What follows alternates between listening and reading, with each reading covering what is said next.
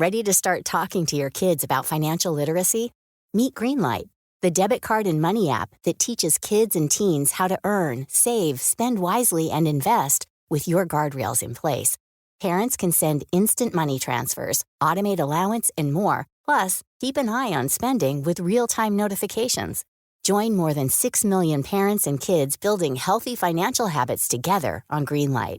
Get your first month free at greenlight.com/ACAST. That's greenlight.com/ACAST. A lot can happen in 3 years, like a chatbot may be your new best friend. But what won't change? Needing health insurance. United Healthcare Tri-Term Medical Plans, underwritten by Golden Rule Insurance Company, offer flexible, budget-friendly coverage that lasts nearly 3 years in some states. Learn more at uh1.com. Hey, what's going on, family? I thought that it would only be right, considering the topic that I'll be going over in this episode, to give a sort of forewarning, a heads up for some of you who may be very triggered by thoughts and sounds of violence and gun violence or police brutality, whatever it may be. If those things are triggering or cause deep disturbance for you, then maybe this is a podcast that you prefer not to listen to today. So it's the spring of 2016. By this point, I had lived in Texas all of my life. And now I find myself living on the west side of Chicago. When I asked my pastor, the one who I'd be staying with for the next couple of years,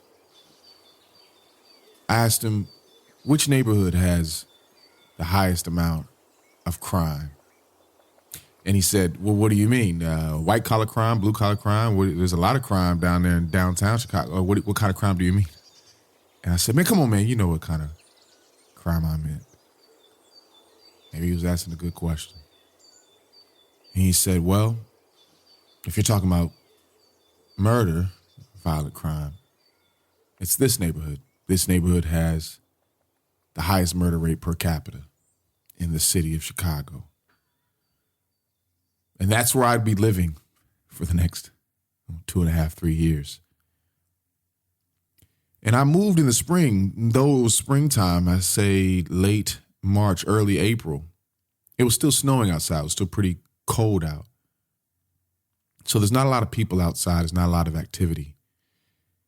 And I was thinking to myself for the first month and a half there, like, this is actually not so bad. It's pretty quiet around here. Here, a couple of gunshots in the distance every now and then, but for the most part, it's pretty calm.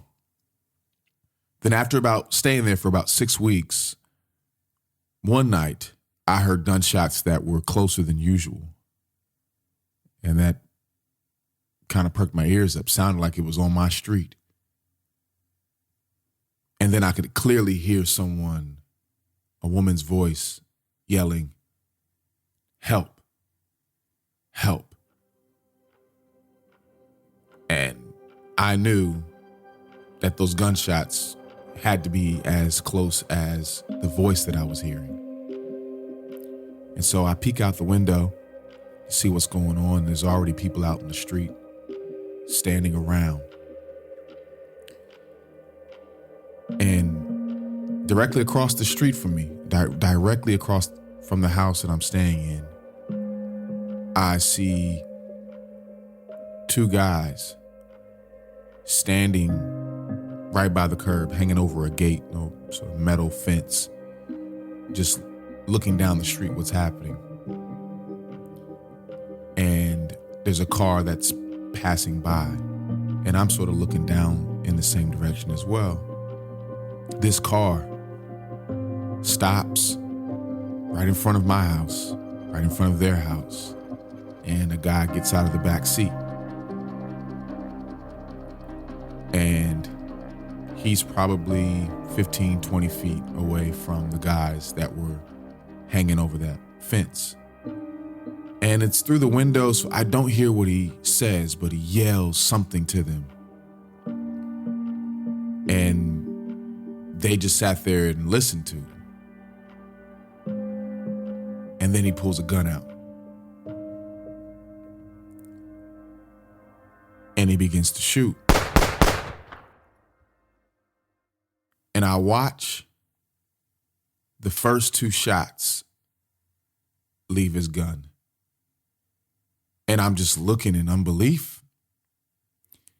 Like it just, I heard so many stories and seen movies and stuff like that, but I'd never seen someone pull out a gun and shoot in someone else's direction. But after those first 2 shots went out, like something clicked in my brain, and I immediately thought, I don't want to see somebody die. This was sort of a curious and startling moment. And I part of me wants to see how this plays out, but then a bigger part of me knows if someone's going to die here, I don't want to watch it. I don't want to watch somebody die.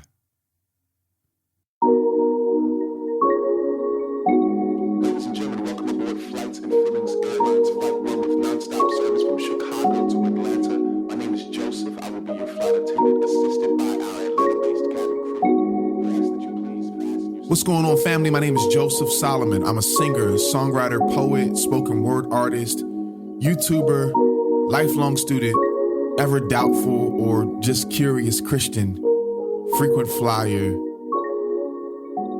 a breathing, living Black man. Welcome to the Flights and Feelings podcast, where we thoughtfully and vulnerably travel through faith, relationships, sexuality, science, health, and culture via storytelling, poetry, and conversation. So if you're listening to this podcast in the same week that it is released, I don't have to recap the feelings of this week, the sort of back-to-back videos that we're seeing of Black men be murdered by either a law official or someone who imagines they are a law official.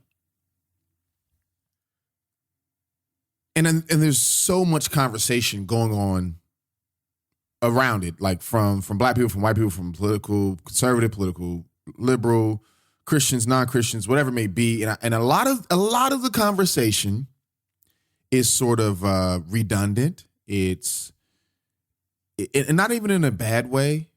I get it. I think that a lot of the conversation is something that we've been sort of hashing out and rehashing out on social media platforms for the past, I'd say, about 6 to 7 years, like in a more heavy national rotation. But in all of that, I wanted to sort of look at another particular angle of the outrage, of the tragedies that we see online, and the stories that we hear about the mistreatment and the abuse and murder of Black men. I want to address how often and how, dare I say, carelessly, we share videos of people in their last moments of life. And I made a video about this on YouTube yesterday. You can check it out. That sort of launches this conversation. So my main point is this, that I believe that the entering and leaving of life for someone, the beginning and ending of someone, their birth and their death, are very sacred moments, which is why only certain people are allowed into the delivery room when a baby is born, or why when there is a death on the scene somewhere, they cover the face up of someone. They cover the body so that people don't gawk at them in a very vulnerable state. It's a sense of privacy that's sort of been woven into our culture. This is why Kobe Bryant's family was outraged when his crash site, images of the crash site were brought forth online. There was outrage for Mike Brown's body not being covered up, and he just was left out in the street. There was outrage around that because we understand there's sort of a dignity about a body. I mean, even for the worst of criminals, someone receives the death penalty, it's not broadcast online. It's done privately. The family can be there. Even family of victims can opt to be there. There's a sort of, but even still, it's a very controlled environment, because even then there's sort of this understanding that there is a privacy of death. And so some people have said to me that, well, I get it. We want to put this video out because, man, it'll serve the greater purpose, and a lot can happen when people begin to see these videos. And that's where I'm kind of torn, because I do get it. But at the same time, it's not our choice to make someone a martyr for a movement. Not in video form, at least. I think they'll just by default be a martyr. We didn't see the death of Mike Brown, though we saw his body laying in the street, and he became a martyr in a certain sense. But it's not our call. And I think that's the point I've been trying to make, is that as useful as the videos of someone's death can be to spark outrage, and hopefully that outrage turn into action, the way that social media is set up to where thousands or even millions of people can see someone die, possibly before a family is even notified that it was their family member that was in that video. We don't get to choose the purpose of someone's death, or at least how that purpose is played out. If I can use this example, someone who is a sexual assault victim, we want people to come forth and tell their stories of sexual assault. And I think that's great. More people, the more people who have the courage to tell their stories and tell the truth about what has happened to them and how their story plays into a larger narrative of assault, particularly on a woman's body, that we should have more of those stories come out. And yet, and still, that story is still their story. You can't force someone to tell their story simply because you think it'll serve the greater narrative. Nor do we post videos of people's sexual assault. Granted, they're usually done behind closed doors and not out in the open street. So it's less possibility for that to happen. But you get my point, that even if we did have video of it, it would be an outrage to see a woman being violated thousands and thousands of times and millions of times on the internet. We would count it as an outrage, but to see a black man be violated by a law official or someone who imagines they are a law official, and then to see them die in their most vulnerable way, and then say, yes, we need this because it serves a purpose, I think there's an inconsistency there.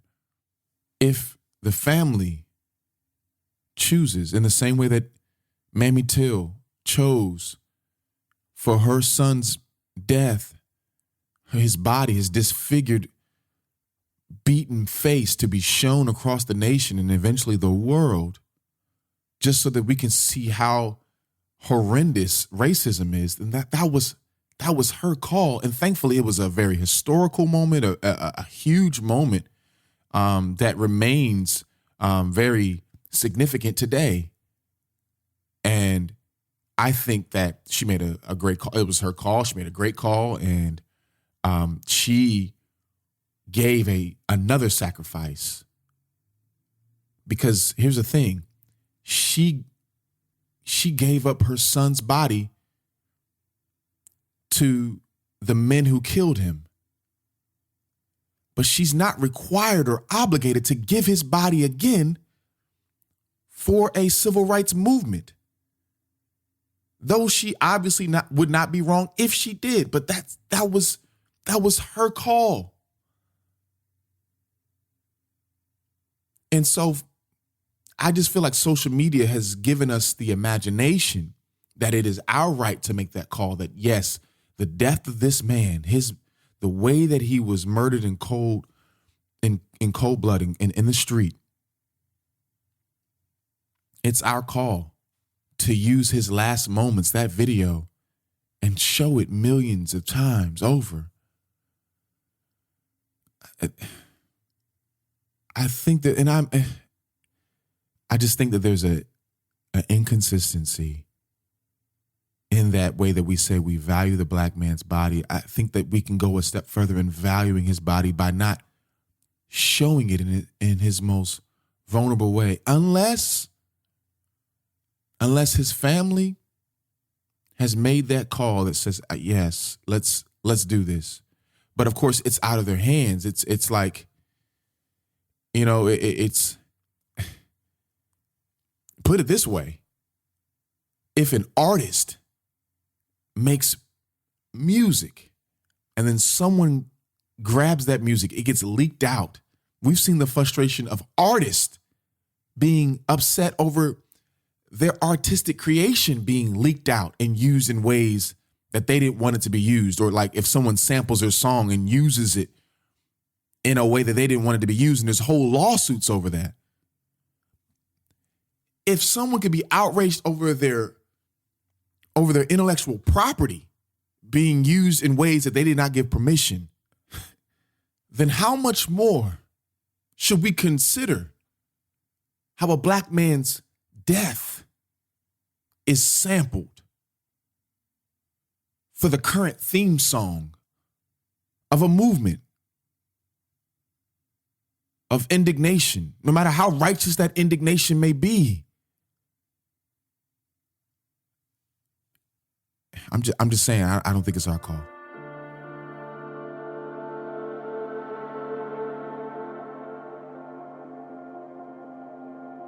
Emmett Till, 14, was kidnapped and killed allegedly for wolf whistling at the wife of accused Roy Bryant. I believe that the whole United States is mourning with me. And if the death of my son can mean something to the other unfortunate people all over the world, then for him to have died a hero would mean more to me than for him just to have died. And so then like I feel like a light clicked last night for me. I feel like a light clicked in what we're doing with these videos. Again, I'm not questioning anybody's genuineness, authenticity behind their outrage or motivations for posting these videos. But if that moment of someone dying in their most vulnerable way, as brutal as it may be, as unrighteous as it may be, that moment, if that moment is sacred and private, a moment where a person is now transitioning from this life in an unwelcomed and unrighteous way. And then we take that moment and we put it on our Instagram story. Or then we use it as talking points in comment sections for people who have not wanted to consider these tragedies for a long time. And yet I use his body again. I use another body as a debate point for somebody online that I do not know and who seems hell-bent on disagreeing. Why would I use his sacred body as a rebuttal in a comment section? And y'all may think I'm like I'm overthinking this, or I'm over exaggerating, whatever it may be. that was a real moment for that person, and it's going to be a real set of moments for their family that drastically changes their life. As much as it may cause fear and indignation and anger in us, it does so much more to the family who actually lost this person, to the people who genuinely knew him. And it's multiple narratives happening for them. The narrative of police brutality and disregard for black men in general, but also there's another level of like, man, this just wasn't another black man for me. This was my son. And I know he's a black man, and we're all in this together. And I don't even want to create, I don't have to say that. I don't have to clarify myself, trying to create division where it may be. Like, it's deeper than just the narrative for the family. They have their own narrative happening within their own life of who that person was to them.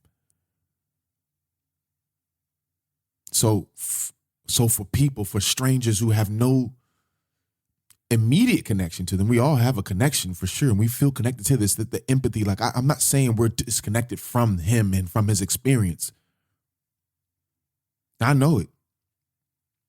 Black man raised and still living in the South, and I've had my own stories I could tell from early days of starting to drive and just being a kid in Texas. Like I know it.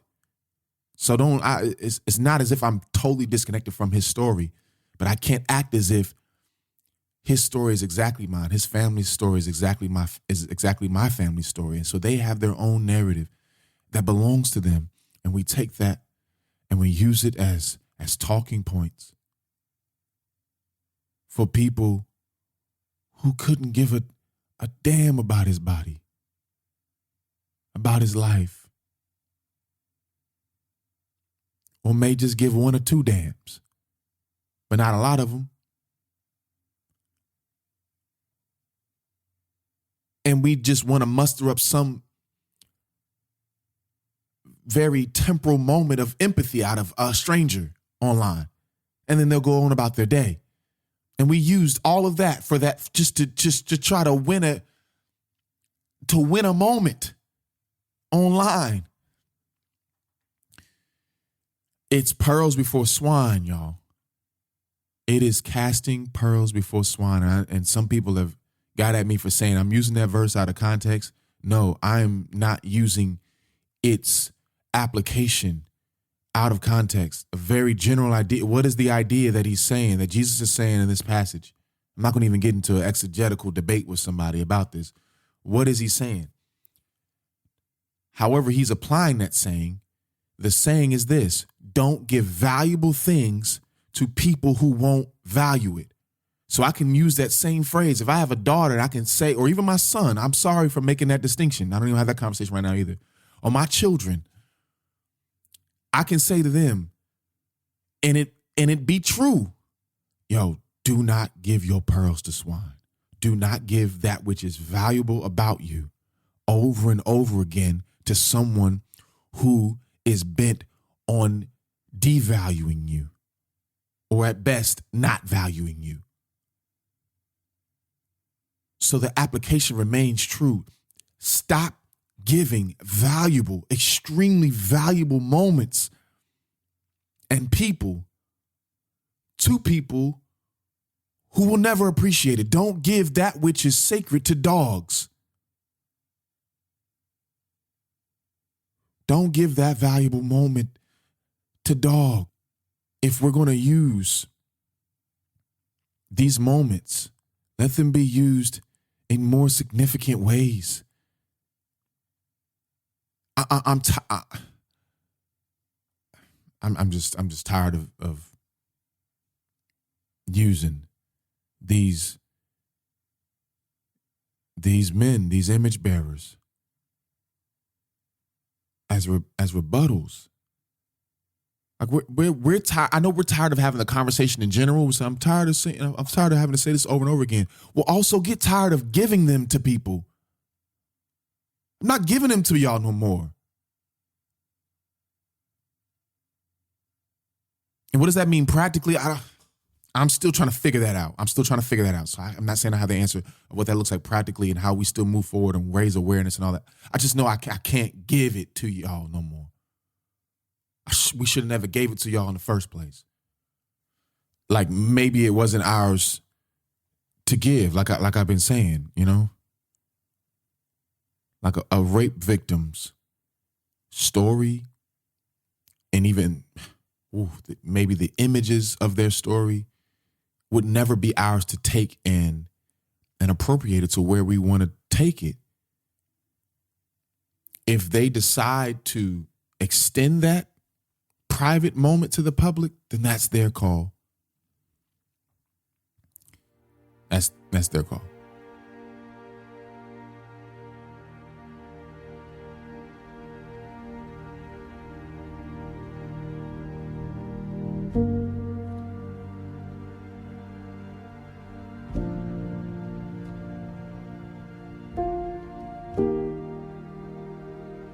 You know, I started this podcast off with a story about black on black violence in Chicago. Oh, it's like a magic wand for some people when they hear of police brutality and they want to make the images of it, the reality of it disappear. They pull out this magic wand and they say, oh, what about black on black crime in Chicago? And that defeats everything that you could ever say about a law official or someone who imagines they're a law official murdering a black person.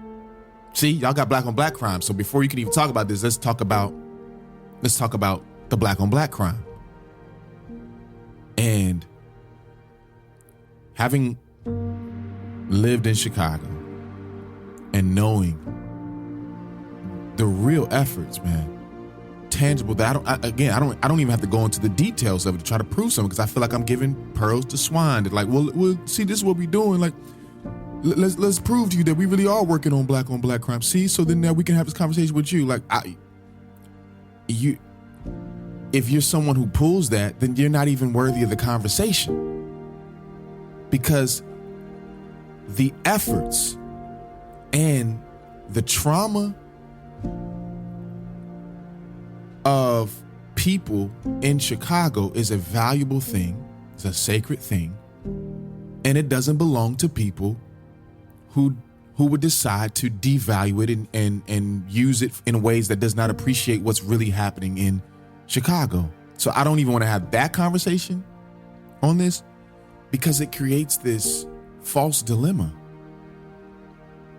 that you have to be outraged about one thing at a time. That's the false dilemma on one level. And then it's also false in another sense, because it makes it seem as if people in Chicago or cities that have crime like Chicago are not outraged or taking action about it in the first place. It's disingenuous, yo. You're far removed from the real people who are really losing people that they love, and also the real people who are really doing something, really trying and really sacrificing their lives to try to change things in these torn and broken neighborhoods. It's really happening.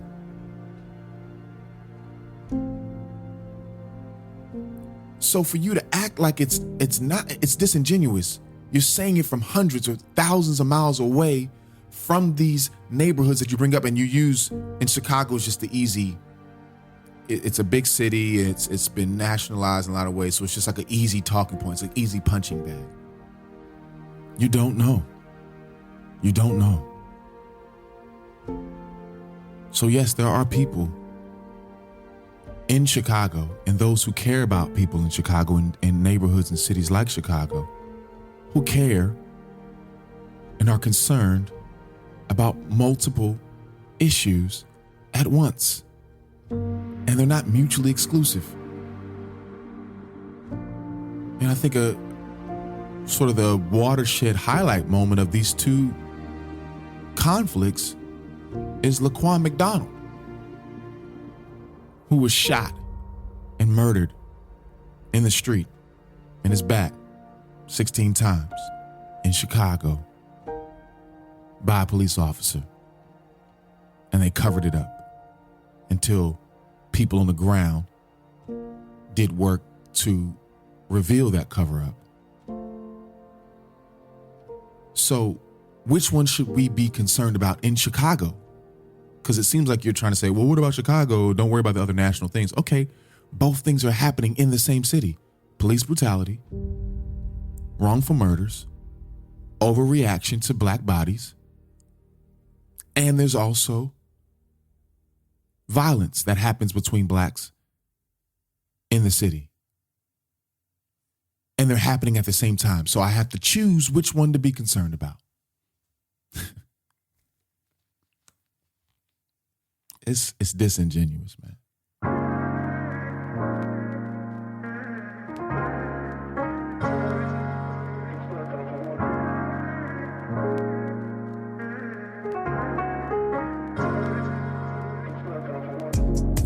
Because we've given the videos, not just online, those videos make their way to courtrooms. So I'm glad that the videos exist.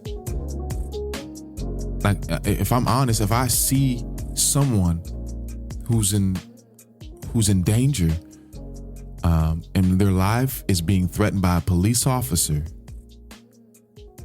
and it's possible that I can get it on video, I'm there. I'm recording it. I am recording it because I know that it can serve another person, another purpose of justice. I was there. I'm in the area. I'll get it on video. One, I can't go back and watch it over again on my phone.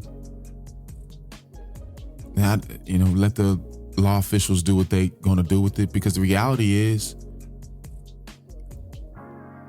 you say you want it to serve a purpose for justice, but justice is not happening on social media. The place where justice, in a very legal sense, can be served is in the courtroom. And these videos have made it to the courtroom, and people have still been found not guilty. So what did it do to allow millions of other people outside of the courtroom to view their dying in such a violent and unwelcoming way? They ain't do nothing. Listen, I'm telling you now, if I ever die in front of a cell phone, don't post my death. Let me and my family and whatever law officials that have to figure out what happened have those moments. I know that sounds selfish to think about myself in this space. I'm just trying to put myself in that position to try to understand and get some empathy, and trying to put you in that same place as well. Because in that moment of wanting to live, someone struggles for life. They're not wanting to be a martyr for a movement, trying to be infamous. I don't want my last moments to be on the phones of millions. Me begging. Me afraid. The medical staff and my family saw me in. Let the law officials, the necessary folks in my family see me out. I don't want my mom to know her son's death. It's on everybody's phone.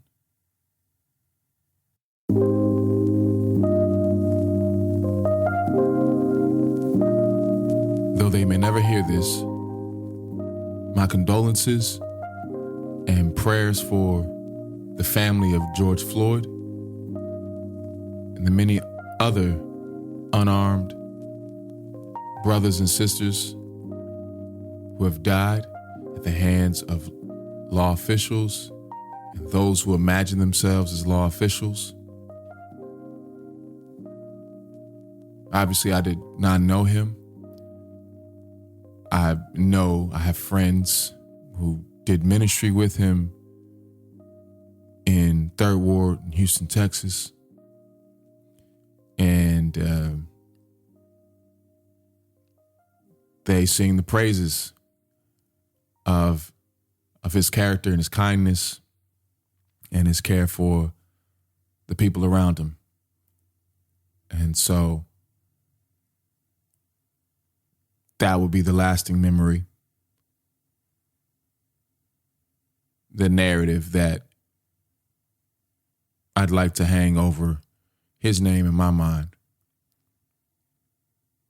And that wraps it up for this episode. You could be going anywhere in the world, but you're right here. So thank you for choosing the Flights and Feelings podcast. And remember to always fly home. Ladies and gentlemen, welcome to Atlanta, where the local time is 10:46 a.m. For your safety and the safety of those around you, please remain seated with your seatbelt fastened and keep the aisles clear until we are parked at the gate.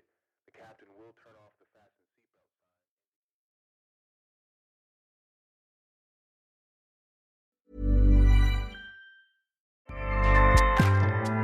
Acast powers the world's best podcasts. Here's a show that we recommend.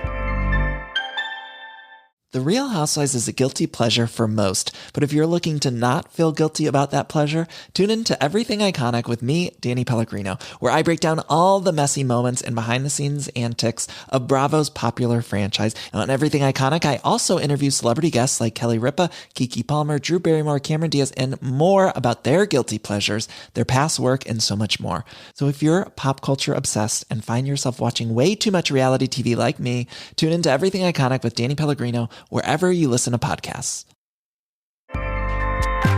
Acast helps creators launch, grow, and monetize their podcasts everywhere. Acast.com.